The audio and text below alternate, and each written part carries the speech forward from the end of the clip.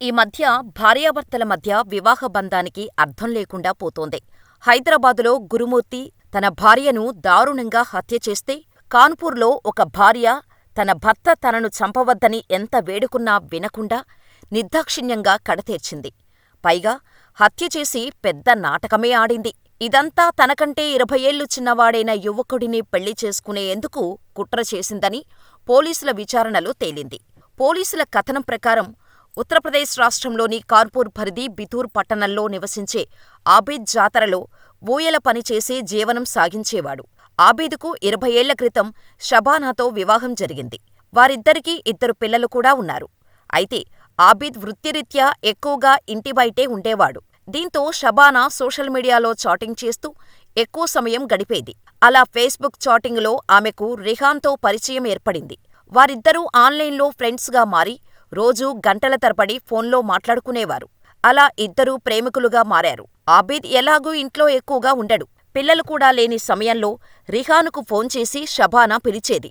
అలా ఇద్దరి మధ్య ప్రేమ కాస్త అక్రమ సంబంధంగా మారింది. కాని షబానా అంతటితో తృప్తి చెందలేదు. తనకంటే 20 ఏళ్లు చిన్నవాడైన రిహాన్ను పెళ్లి చేసుకోవాలని నిర్ణయించుకుంది.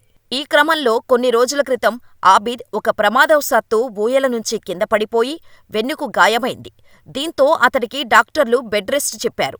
దీంతో షబానా ఇంటికి రిహాన్ రావటానికి అడ్డంకిగా మారింది. ఇక ప్రేమికులిద్దరూ దూరంగా ఉండలేక తమ బంధానికి అడ్డంగా ఉన్న ఆబిద్ను అంతం చెయ్యాలని డిసెంబర్లోనే ప్లాన్ వేశారు.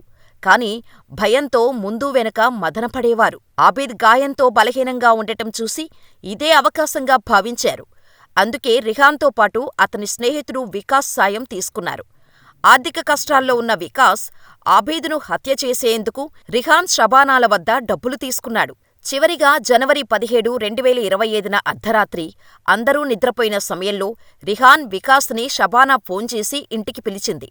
ఆ రోజు రాత్రి ఆబిద్ తన గదిలో నిద్రపోయి ఉండగా రిహాన్ వికాసులను తీసుకొని షబానా తన భర్త ఆబిద్ వద్దకు చేరింది. ముందుగా ఆబిద్ ఛాతీ భాగంపై షబానా కూర్చొని అతని చేతులు ఆడకుండా గట్టిగా పట్టుకుంది. ఆమె వెనుక రిహాన్ ఆబిద్ కాళ్ళు గట్టిగా పట్టుకున్నాడు. చివరగా వికాస్ అక్కడ చేరి ఆబిద్ గొంతుని 30 నిమిషాల పాటు గట్టిగా నులిమాడు. ఈ క్రమంలో ఆబిద్ తనను చంపవద్దని షబానాను ఎంతో బతిమాలాడు. అయినా షబానా అతడి మాటలు వినలేదు. చివరికి నిస్సహాయ స్థితిలో ఆబిద్ మరణించాడు. ఆబిద్ చనిపోయాడని ధృవీకరించుకున్నాక రిహాన్, వికాస్ అక్కడి నుంచి చడీచప్పుడి చేయకుండా పారిపోయారు. కాని షబానా ప్లాన్ అంతటితో ముగియలేదు. తన భర్త మృతదేహం ప్యాంటులో 8 వయాగ్రా మాత్రలు, కండోములు పెట్టింది. ఇదంతా పక్కగదిలో తన పిల్లలు నిద్రపోతుండగానే చేసింది. ఉదయం లేవగానే ఏమీ తెలియనట్టు తన భర్త గదిలోకి వెళ్లి భోరున ఏడ్చింది. తన భర్త అపస్మారక స్థితిలో ఉన్నాడని పొరుగింటివారిని తన తమ్ముడు సలీంకు ఫోన్ చేసింది. షబానా తమ్ముడు సలీం అక్కడకు చేరుకొని చూడగా ఆబిద్ చనిపోయాడు.